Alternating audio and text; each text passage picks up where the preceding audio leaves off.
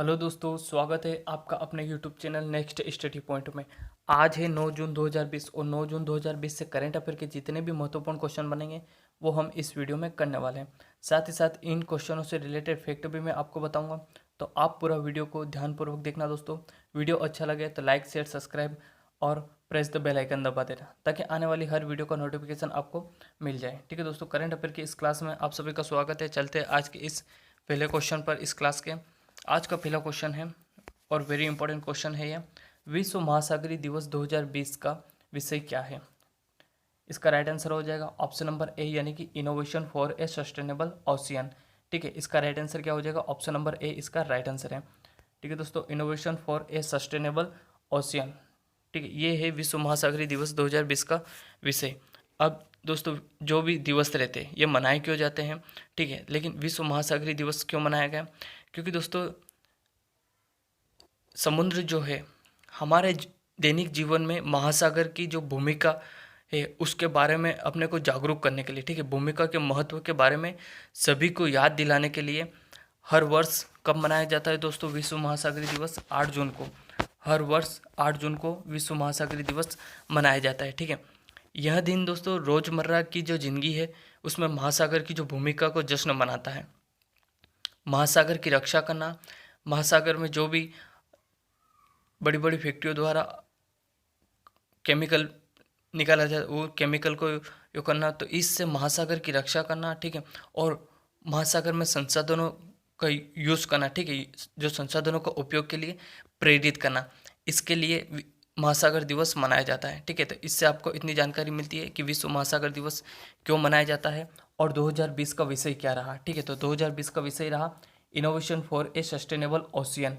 ठीक है, जो रोज हम विश्व महासागर दिवस की थीम क्या है दोस्तों? कि जो हमारे दैनिक जीवन में महासागर की क्या भूमिका है उसको स्पष्ट करता है विश्व महासागरीय दिवस। ठीक है, अब बात कर ली जाए जून महीने के दिवस के बारे में।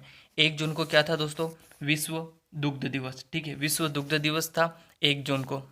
नेक्स्ट जो क्वेश्चन है, तेलंगाना राज्य की स्थापना 2 जून को मनाई जाती है। 2 जून 2014 को तेलंगाना राज्य की स्थापना हुई थी। 3 जून को विश्व साइकिल दिवस। 4 जून को international day of innocent children's sweet of aggression. ठीक है, 4 जून को मनाया जाता है। 5 जून को है विश्व पर्यावरण दिवस और 6 जून को मनाया जाता है महासागरीय दिवस। ये 6 जून नहीं है दोस्तों, ये 8 जून है। ठीक है दोस्तों, 8 जून को मनाया जाता है विश्व महासागर दिवस। ठीक है, कब मनाया जाता है? 8 जून को। 8 जून इसका राइट आंसर हो जाएगा। विश्व महासागर दिवस कब मनाया जाता है?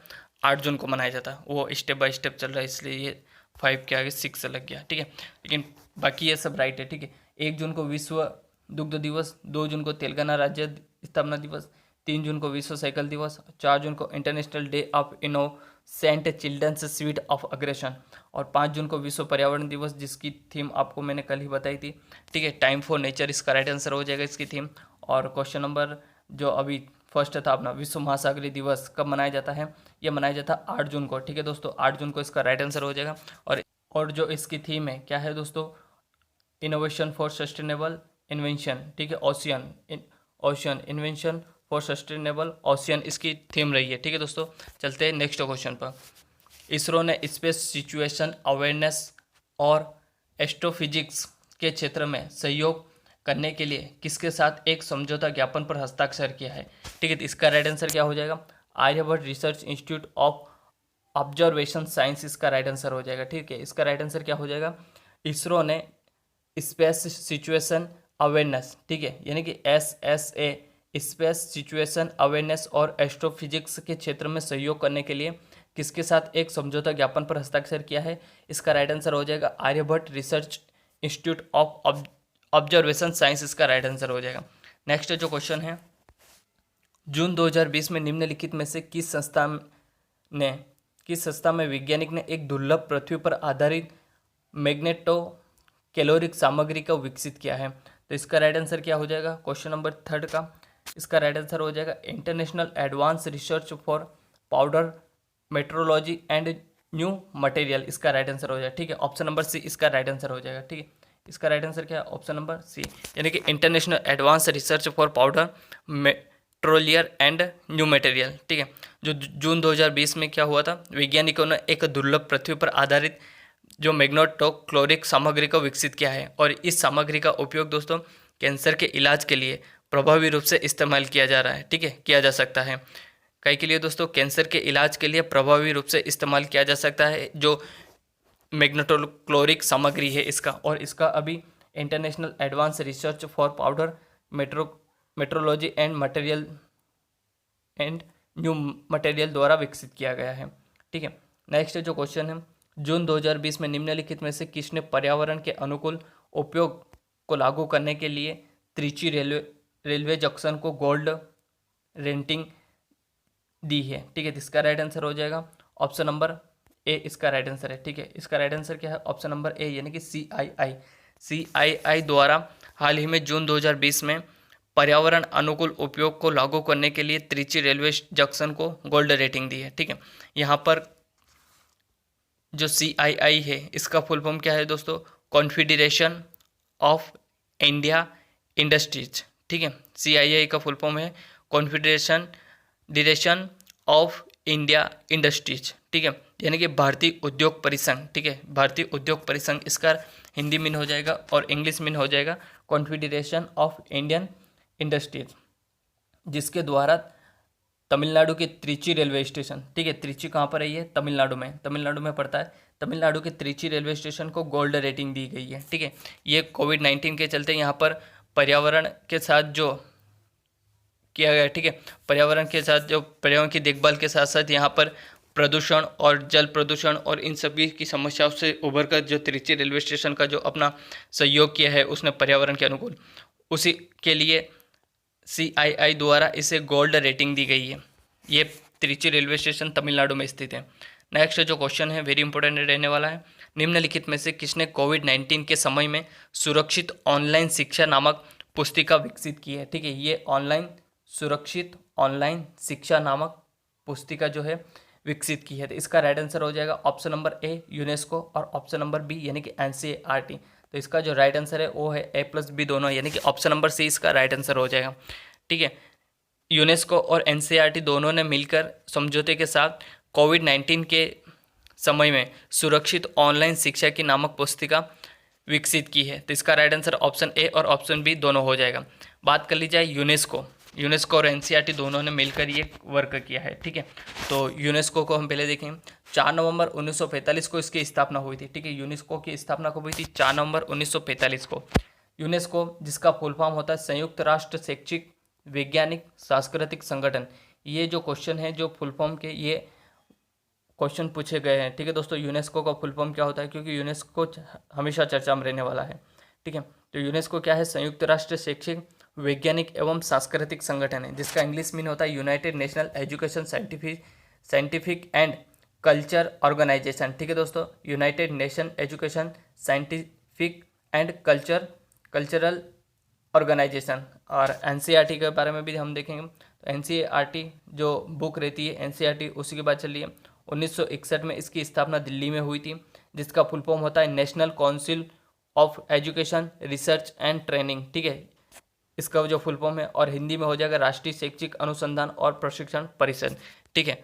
इसका जो है ये NCERT का जो अपना उद्देश्य वो है शिक्षा को बढ़ावा देना, ठीक है। इसी के लिए NCERT की स्थापना हुई थी 1961 दिल्ली में, शिक्षा को बढ़ावा देने के लिए।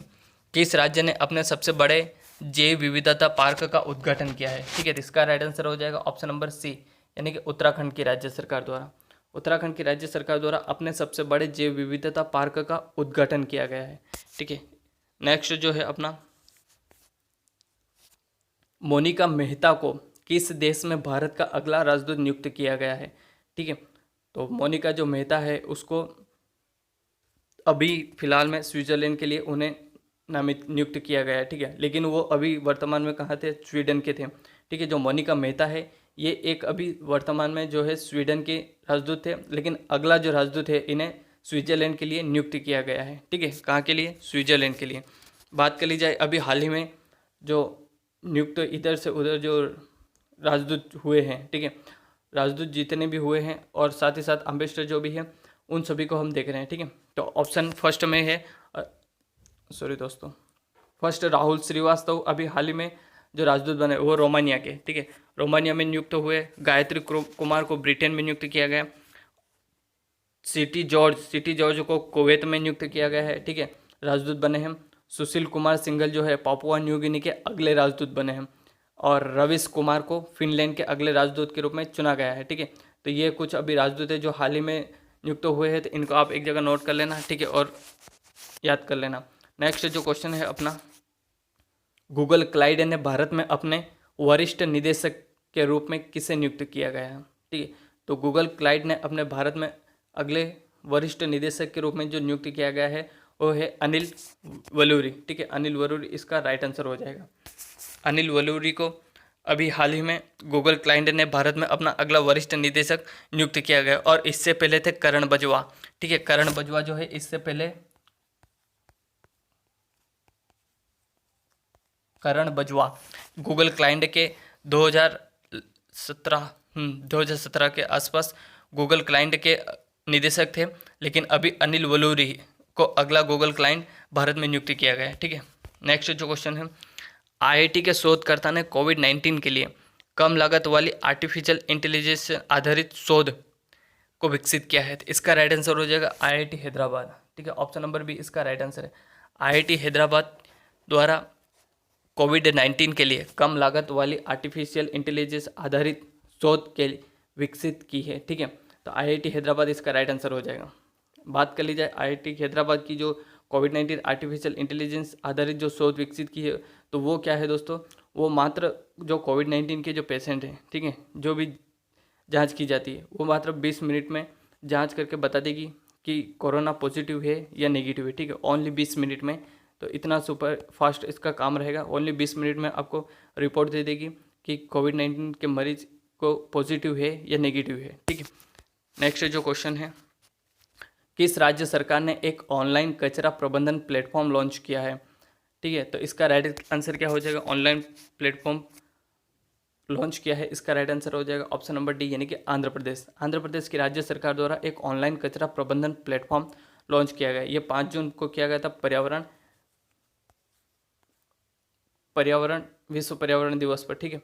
5 जून को मनाया जाता है, जिस पर आंध्र प्रदेश की राज्य सरकार द्वारा एक ऑनलाइन कचरा प्रबंधन प्लेटफॉर्म लॉन्च किया गया है, ठीक है। अब बात कर ली जाए आंध्र प्रदेश की, तो आंध्र प्रदेश में जो है दोस्तों इसकी राजधानी क्या है, अभी वर्तमान में हैदराबाद है। कैसे क्या है ये मैंने आपको टेस्ट वाले टॉपिक में भी बताया था, आंध्र प्रदेश का जो भी 2 जून 2014 को, चलो इसमें भी बता देता हूँ। आंध्र प्रदेश से अलग होकर 2 जून 2014 को तेलंगाना एक अलग राज्य बना था। तब यह घोषणा हुई थी कि आंध्र प्रदेश और तेलंगाना दोनों की राजधानी क्या रहेगी, हैदराबाद रहेगी, ठीक है। कितने साल तक, 10 साल तक, यानी कि 2014 से लेकर 2024 तक। कब तक, 2024 तक आंध्र प्रदेश की राजधानी हैदराबाद रहेगी, और आंध्र प्रदेश की जो 2024 के बाद जो राजधानी रहेगी वो रहेगी अमरावती, ठीक है, वो रहेगी अमरावती। तो अभी वर्तमान में क्या है, इसकी राजधानी हैदराबाद है, लेकिन एग्जामों में पूछा भी जाता है कि आंध्र प्रदेश की राजधानी क्या है। ऑप्शन में हैदराबाद नहीं रहेगा, अमरावती रहेगा। 2018 की जो भी एग्जाम में हुई है उसमें पूछा हुआ क्वेश्चन है, ठीक है। तो बात कर लिए आंध्र प्रदेश के वर्तमान में सीएम कौन है, जगन मोहन रेड्डी, ठीक है। और यहाँ के वर्तमान में राज्यपाल कौन है, विश्वभूषण हरिश्चंद्र। और यहाँ पर अभी हाल ही में कोविड-19 के चलते मोबाइल हैंड वॉश सुविधा स्टेशन भी लगाया गया था, ठीक है। मोबाइल हैंड वॉश सुविधा स्टेशन, ठीक है, जिसमें क्या होता है कि जो श्रमिक एरिया रहता है, ठीक है, श्रमिकों का जो एरिया रहता है, झोपड़ी उधर, तो उधर क्या है, श्रमिकों के लिए और इनके लिए हैंड वॉश की सुविधा की गई थी, ठीक है। कोविड-19 के चलते उनके हैंड वॉश की सुविधा की गई थी इस मोबाइल हैंड वॉश के द्वारा। अगला जो है नवरनालू पदलांतरी के कार्यक्रम भी मैंने आपको पहले भी उधर बताया था, पर इसमें मैंने नोट नहीं किया है, ठीक है। तो जो नवरनालू पेदलांतरी की कार्यक्रम है वो गरीबों को घर बनाने के लिए जगह देगा, ठीक है, इस योजना के तहत, ठीक है। और जगन्ना विद्या दिवेना जो योजना है, जगन्ना विद्या दिवेना जो योजना है, उसमें क्या होगा, उसमें जो वहाँ के स्टूडेंट की फीस रिटर्न होगी, ठीक है। वहाँ के जो स्टूडेंट है आंध्र प्रदेश के, उनकी फ़ीस रिटर्न हो जाएगी। और निगाह ऐप जो है अभी हाल ही में आंध्र प्रदेश राज्य सरकार द्वारा लॉन्च किया गया था, और कोविड फार्मा भी आंध्र सरकार द्वारा लॉन्च किया गया था। तो इस क्वेश्चन से इतनी जानकारी मिलती है। चलते हैं नेक्स्ट क्वेश्चन। ये क्वेश्चन लास्ट था दोस्तों, और वीडियो अच्छा लगा तो लाइक से सब्सक्राइब और प्रेस द बेल आइकन दबा देना। मिलते हैं नेक्स्ट वीडियो में। जय हिंद, जय भारत।